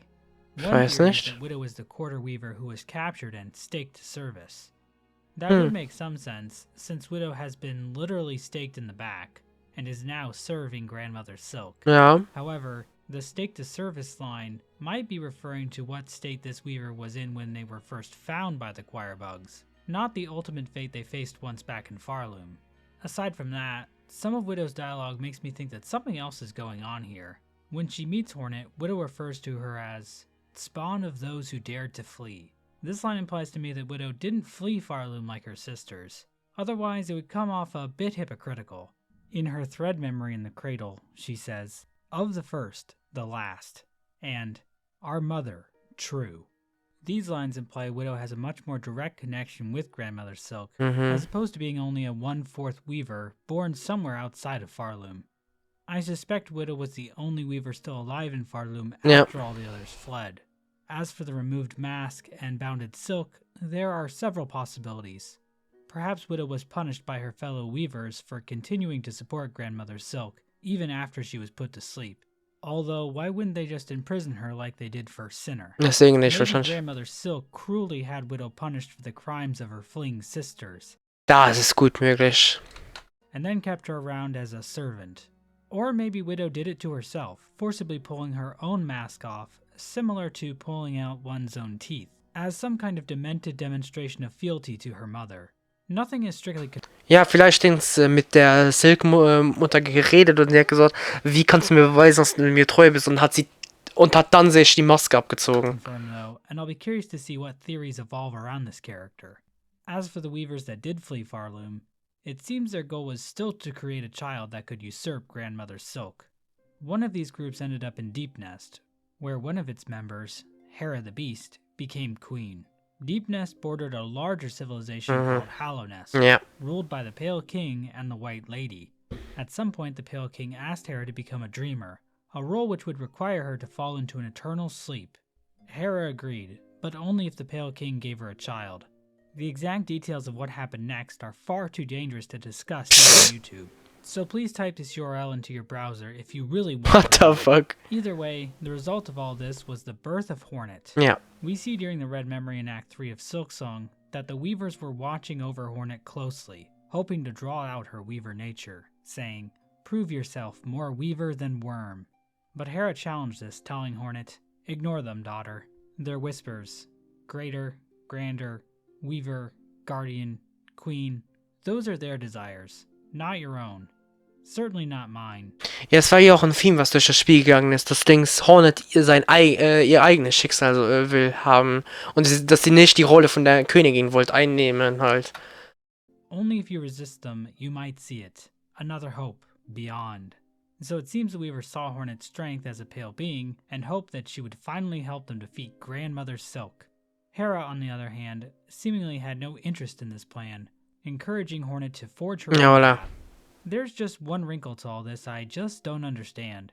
During the events of Hollow Knight, we see that the Weaver's den in Deep Nest is completely abandoned, save for one Weaver which can be spotted watching the night. According to the Weaver Song charm found in this area, these Weavers actually left Hollow Nest for their old home, Farloom. But if that's the case, What happened to them? Gute Frage, The ne? Weakness tablets make it pretty clear that they wanted to stay as far away from Grandma Silky as possible. The only possible indication of where the Howlnest Weavers went can be found in Weave Nest Absalom in the Abyss. In this Weave Nest, Hornet can find the Far Sight item. This item allows observation over vast distances, and can tell Hornet the state of the world. In the real world, this would be a horrifying mass surveillance device, the likes of which only exist in fiction stories, like the classic novel 1984, ja. 1984. But in-game, it basically means the player can now see the game's completion percentage. There are a lot of parallels that can be drawn between this item and the Pale King from Howlnest. The design of the object itself vaguely resembles him.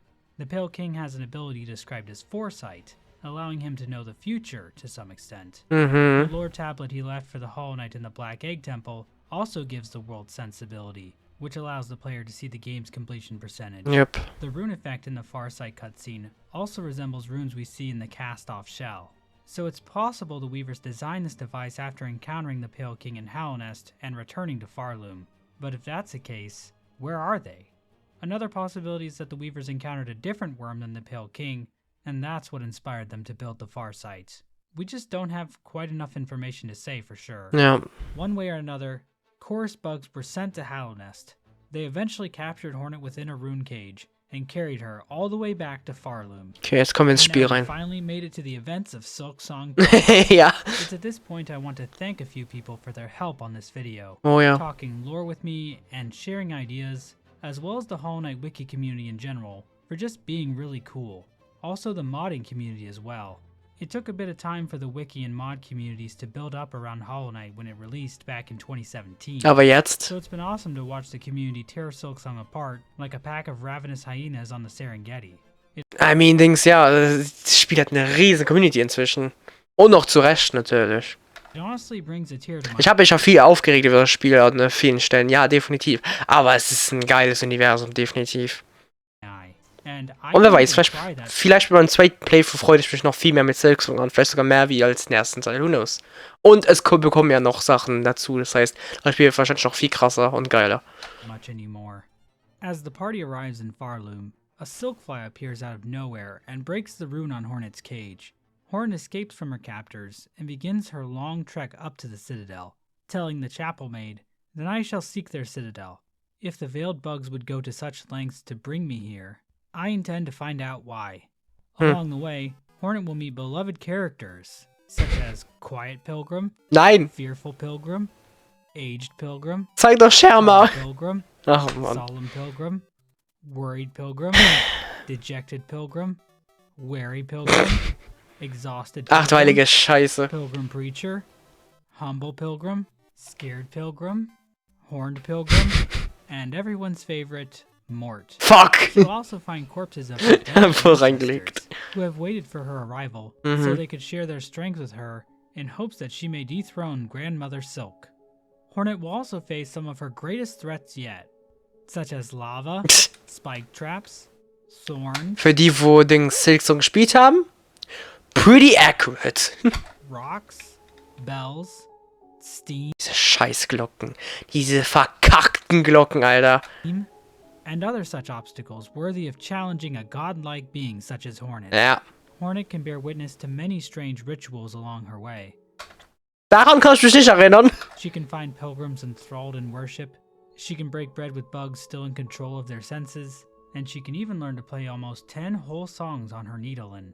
Hornet can even stumble upon a strange cult of burning bugs obsessed with flame. Deep within the thicket, Hornet can find the father of the flame, a giant totem and god, containing the burning corpse of an aged bug. Oh boy. Huh. I wonder if this will be important later. Vielleicht, I don't Depending know. on how she ascends Farloom, Hornet can also be attacked by Lace in Deep Docks. Lace is conducting silkflies in this scene, perhaps indicating that she is the one who freed Hornet from her cage at the start of the game. Oh, stimmt, maybe. Lace seems jealous that her mother is more interested in Hornet than her, so she has decided to kill Hornet to keep her from reaching her mother at the Citadel. Und deswegen auch vielleicht befreit aus ihrem Käfig, sie halt zu erledigen. However, if Hornet takes a different route to the Citadel, Lace will just show up and taunt her without actually fighting her. A true hater. In her journey, Hornet may also come across Haunted Bellheart, a town whose citizens have been strung up by silk into the air. Hornet describes a situation like this. Das war so ein gruseliger Shot, ey. The thread sickness. I've seen its like upon the roads, but there it does not discriminate. The curse that strikes the town, it is driven, focused, a cold use of silk at a concerning scale. Damn. Upon investigating the area, Hornet discovers the culprit, Widow. While not the source of the silk itself, Widow can play music upon it to manipulate the silk to her whim.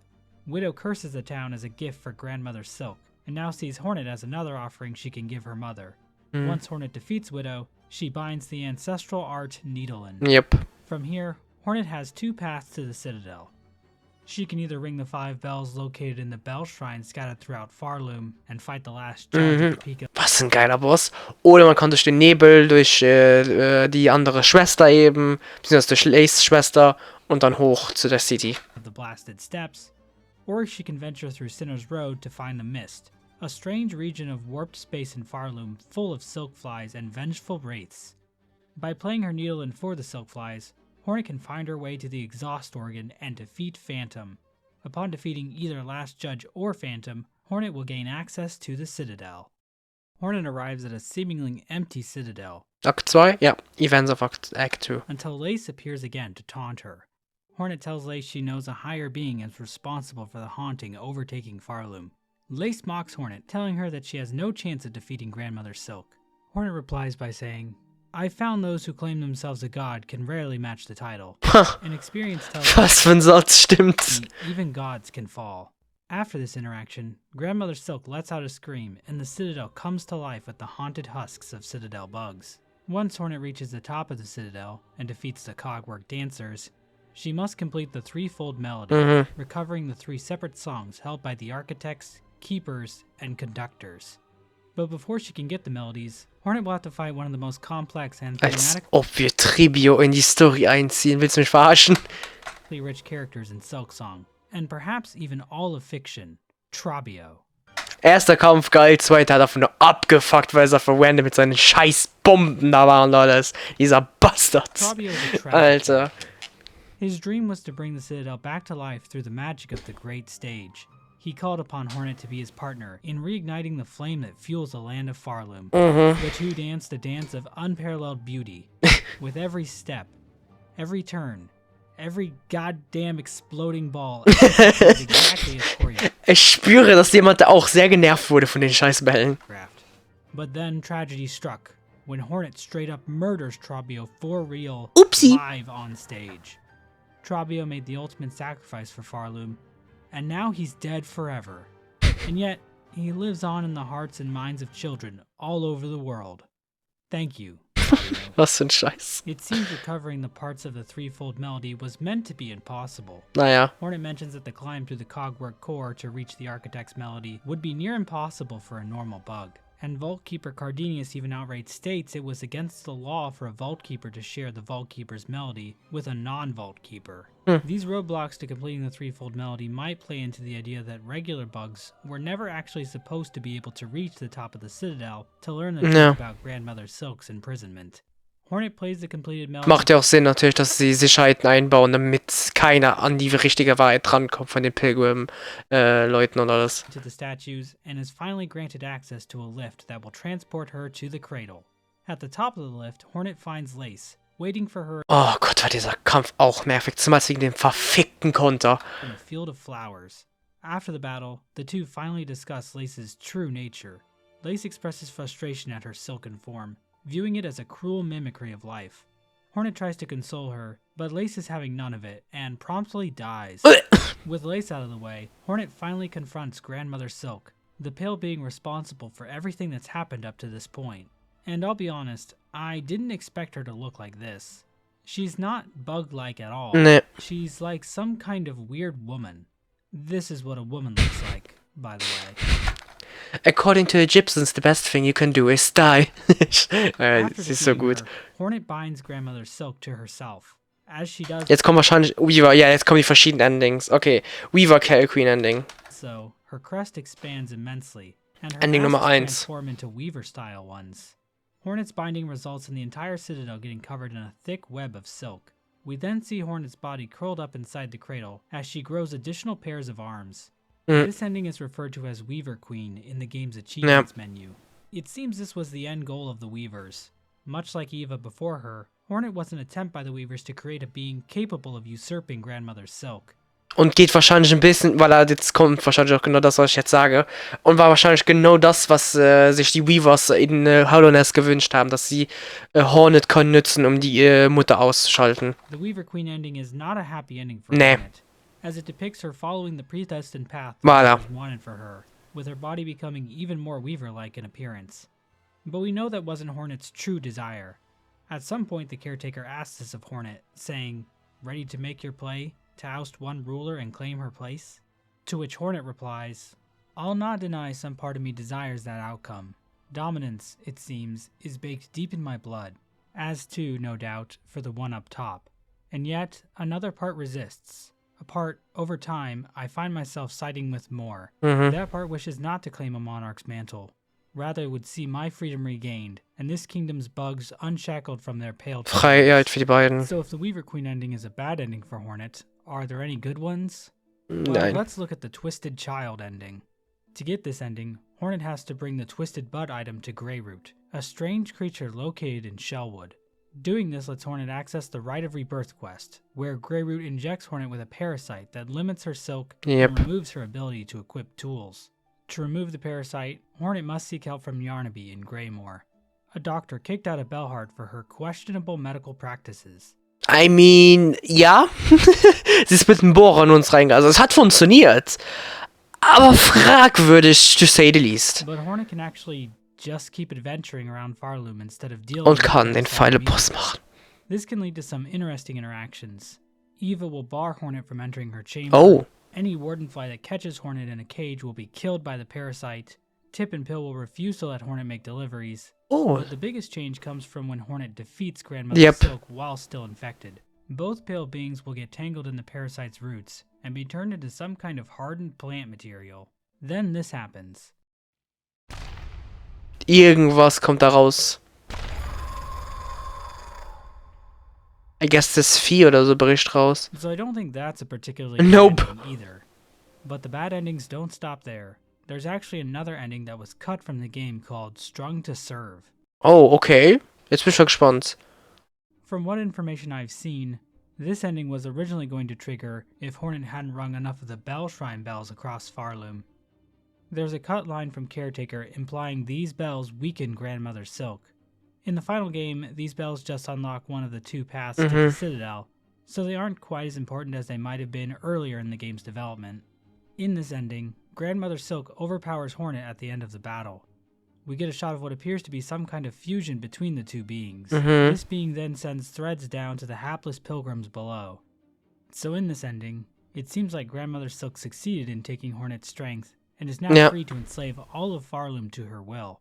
So that's a really, really bad ending. Oh ja, das ist But wirklich... don't worry, I'm sure the next ending will be good, right? Nein, oder? Well, no, it's not a good ending. It's honestly not even really an ending. Wahrscheinlich das Ending von Akt 2, was dann zu Akt 3 rüberführt. Also diese Falle da, ne? If Hornet helps Ja. enough people in Farloom, the caretaker will eventually suggest to her a method to trap Grandmother Silk.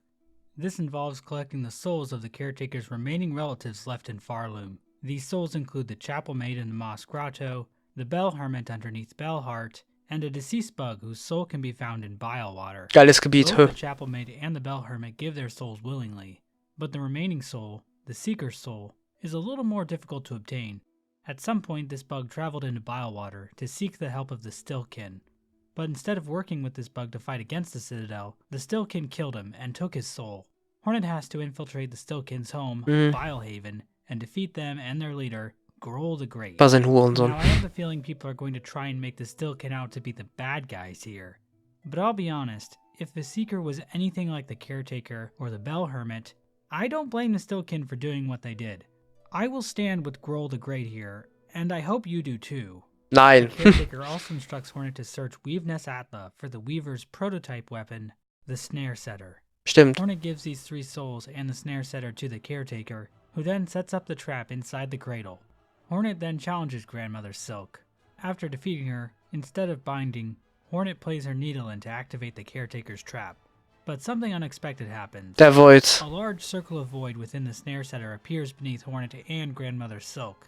The art assets for this thing imply that it's actually opening a portal directly to the abyss. Oh, damn. The void starts to pull Grandmother Silk in, who in turn grabs onto Hornet, attempting to drag her down as well. But this scheme is thwarted by Lace, who cuts Hornet free and falls into the void with her mother. The two disappear into a giant black ball of void that then collapses in on itself, Und puff. Ja. creating a shockwave that shakes the entire citadel. But just as things seem to have finally ended, void-covered Dann geht die Scheiße richtig los. Ja. silk threads reach up through the ground from below. This concludes the snared Silk ending. But instead of putting Hornet back to before the fight in the save file, this ending triggers Silksong's third act, called Abyss. Hornet awakens to find that all of Farloom has been altered, with environments wrecked by the appearance of black threads, NPCs killed in the quakes, and enemies possessed by void. Yep. Hornet travels back to the ruined chapel where she confronts the caretaker, the chapel maid, and the bell hermit, who we learn at this point are actually snail shamans. It turns out their fascination with the void led them to try and use it in combination with the snare setter to trap Grandmother Silk in the abyss. Hat nicht so gut funktioniert, die fucking Idioten. The only problem is Lace also fell into the trap. This has caused Grandmother Silk to violently resist against the void, continuously creating more silk to keep the abyss from consuming her daughter. And at the same time, void-infused threads connected to her cocoon have shot up into Farloom, threatening to destroy the entire kingdom. Yep. Hornet resolves to travel to the abyss to investigate. She heads to the deep docks to seek the help of Ballo in using the old diving bell to drop down into the abyss. Geht auch definitiv gut aus. Wir stürzen nicht irgendwie 100 plus Meter in die Tiefe. Anyways. Ballo obliges, but the age of the bell causes a malfunction, leaving Hornet stranded deep below Farloom. Hornet looks for Grandmother Silk, but discovers that she has been submerged within the sea of void. Lace, never one to waste an opportunity to mock Hornet, Ja. somehow astral projects herself into the room and tells Hornet there's nothing she can do to save Farloom. Lace explains that she saved Hornet as an act of rebellion against her mother for creating her so frail, and seems to relish in the idea of dooming her mother and all of Farloom along with her. But Hornet remains determined, claiming that she will acquire the bloom that repels the dark. Hornet returns to the top Everblume oder wie sie heißt, diese weiße Blume eben. of the abyss, only to find that the diving bell has disappeared. So she has to climb back out of the abyss herself. It's at this point that the music from the 2019 reveal trailer starts playing for the first and only time during the entire game. Now, I've watched that trailer probably over 300 times in the last 6 years, and it was honestly kind of weird not hearing all the sound effects from the trailer. Hopefully Team Cherry will patch the game to add them back in. I really think that would make this moment even more epic. Hornet returns to the and explains that she must retrieve an Everbloom from within her own memories. We see what is likely the exact same type of flower in Hollow, Everblume, voilà. going by the name Delicate Flower. Grey Mourner, one of the Pale King's 5 great knights, Ja. brought the delicate flower from a faraway land, and requests that the knight take the flower to the grave of her dead lover, the Traitor Lord's daughter. I don't know what it is with Team Cherry and tragic dead gay lovers, but if you are gay or have a gay lover, and Team Cherry wants to put you in their game, maybe stop Ja, and think about vielleicht it. Abstand halten. If the knight tries to give the delicate flower to the White Lady, she declines, explaining that the flower contains a rare power. She also tells Hornet in the Red Memory that the Everbloom is the first light. The knight can give the flower to the Godseeker, but while she recognizes it as rare and pure, she can't detect any godliness from it. However, giving the delicate flower to Godseeker actually unlocks an alternate ending Yeah. for Hollow Knight. The Godseekers in Hollow Knight are attempting to attune to the Radiance, who they detect as the highest god in all the land. When the knight first arrives in Godhome, a dream realm inside the mind of the Godseeker, she is not impressed, calling it a cringer. But if the knight continues to clear the pantheons, defeating boss after boss, Oh boy, the PTSD. Godseeker begins to take notice of the knight. Upon defeating the Absolute Radiance at the end of the Pantheon of Hallownest, the knight seems to take on a new form, referred to in-game as Void-Given Focus. After this transformation, the knight begins to leak out from the Godseeker, with void tendrils lashing out from her body. However, if the Godseeker is holding the Dann geht's einfach flower, puff. Godseeker and the void leaking from her disappear, leaving only the flower with a single stained petal. so it does indeed seem like the Everbloom can repel void. Whether or not this event in Hollow Knight is the memory Hornet has of the Everbloom is unclear though. The White Lady calling the Everbloom the First Light implies this flower might be a primordial force in the world of Hollow Knight. Yep. It's described as having a pale light, maybe indicating that the power found within all pale beings is connected to it. Maybe, ja. But for whatever reason, only these flowers can repel void. Das ist auf jeden Fall sehr stark. Weaver, Hornet can access things like the Everbloom from her memories using Silk. So I guess it kinda works like Essence in Hollow Knight, but instead it's Silk, because what can't Silk do in this universe?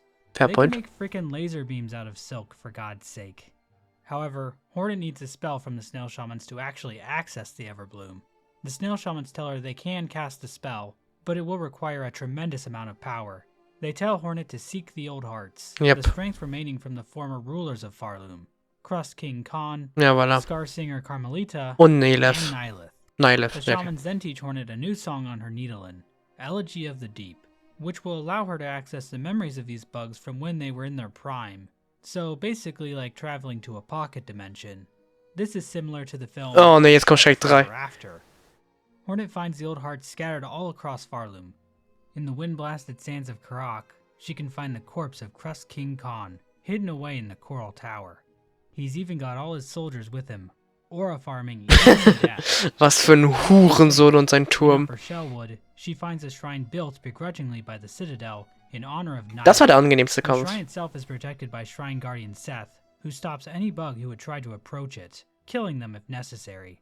It's not clear where Seth came from, or why he's even in service to Nihilith, but it seems like he's under some kind of spell, considering his personality completely changes after Hornet defeats him, Huh. revealing himself to be a total gamer. Oh lol. Finally, a Hollow Knight character I can relate to. Well, him and Styx. On the east end of Farfields, Hornet can find the withered frame of Scar Singer Carmelita, who's gotten a little bit bigger since she was young. I've heard this is what protein powder does to you.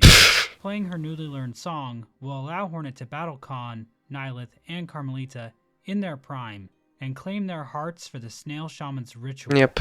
Hornet can also, completely unprompted mind you, track down the Green Prince on the border of Verania and murder him while he mourns the loss of his lover. Ja, ganz Hornet will normal. then call him Vane in her murder journal.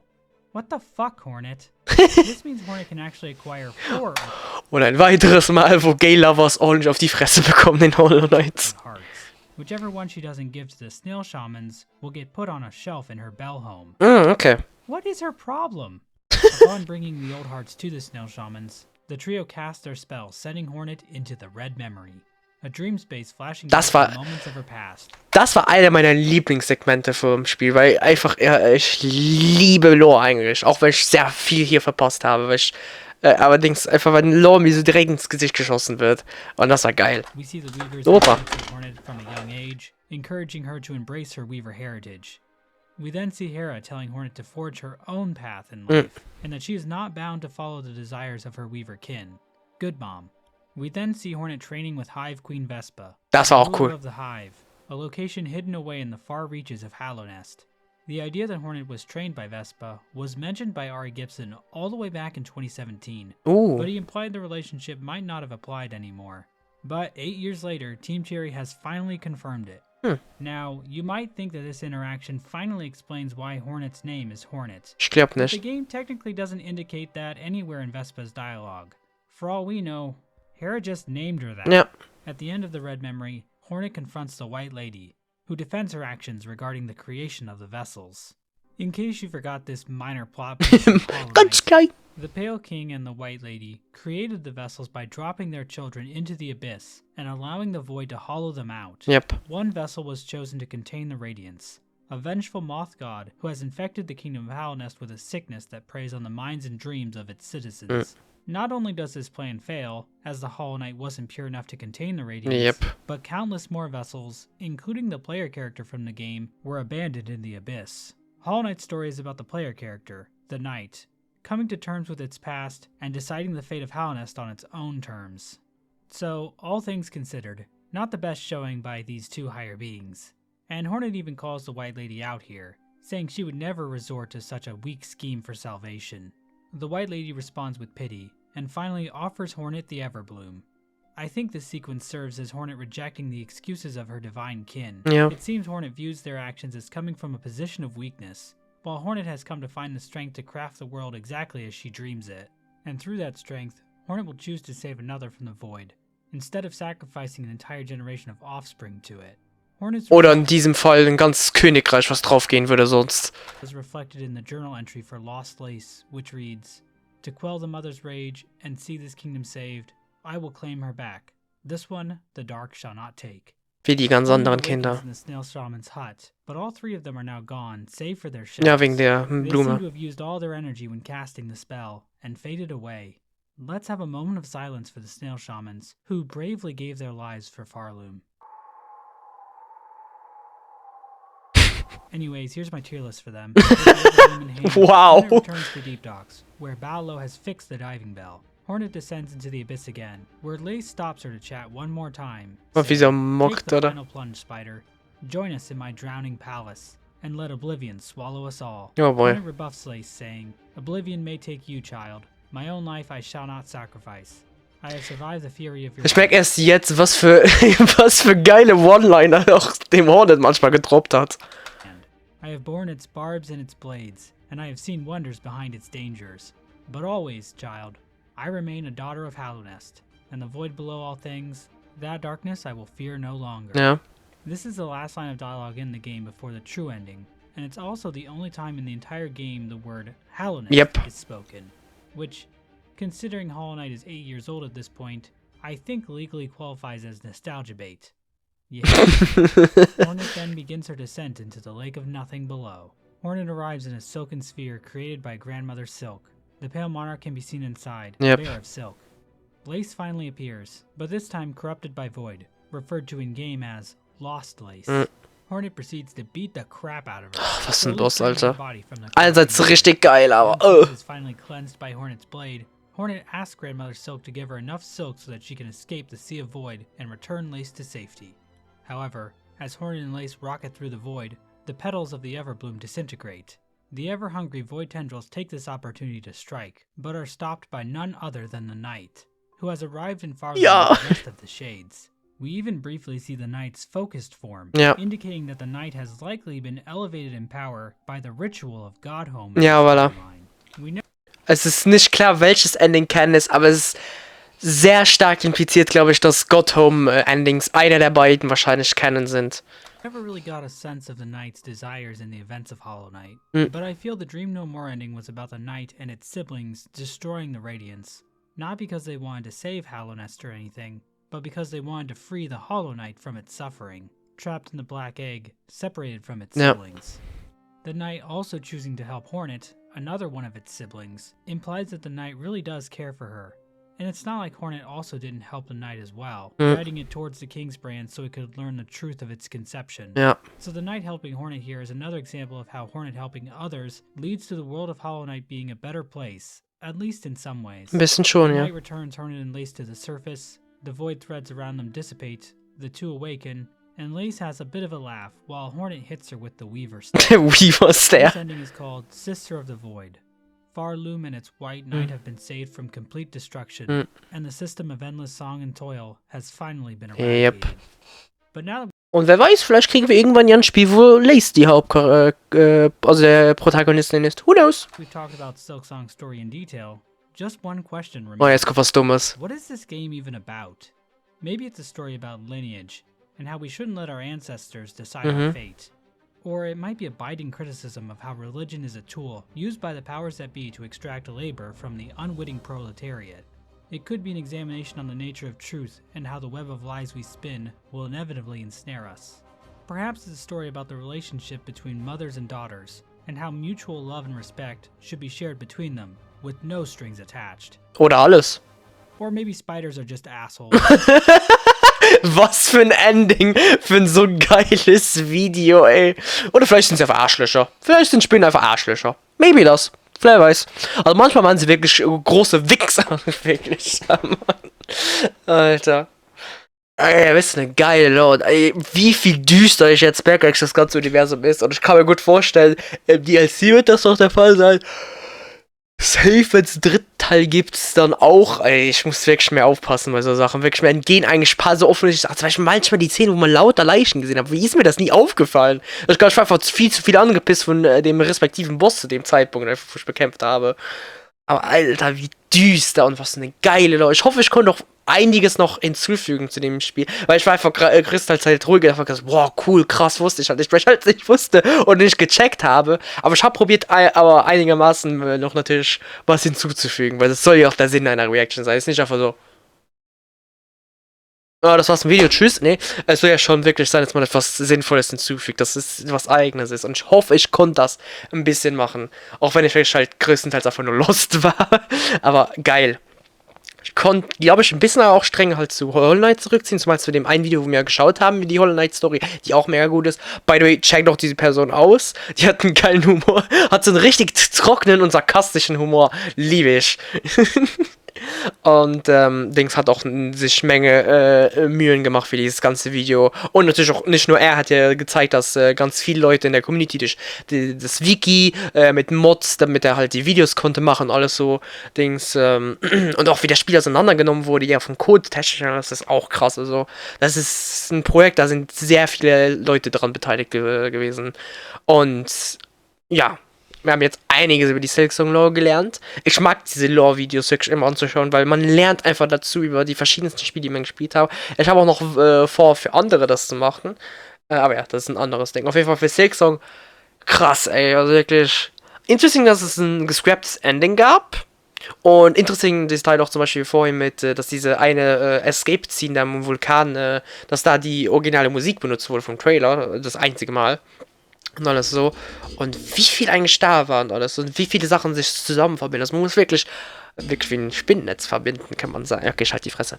Man muss wirklich extremst aufpassen in Hollow Knight Spielen, weil wenn man da nicht kurz aufpasst, was irgendein Detail verpasst und das könnte dir dann komplett schwer machen, für die komplette Story zu verstehen. Und dann auch, man versteht sie nicht komplett, weil es eine riesen Story, wie auch die Person gesagt hat. 70% oder so denken, sie haben so verstanden. Und die anderen 30%, keine Ahnung, Bruder. Wie zum Beispiel, wie werden die schon? Das ist so eine Frage, ey. Aber das war geil. Das war wirklich ein geiles Ding. Und ja, dann für die auf YouTube danke ich mich fürs Dasein. Ich hoffe, es hat euch gefallen. Und man sieht sich dann tief ins Internet mit irgendwas anderem, ne? Bye, bye.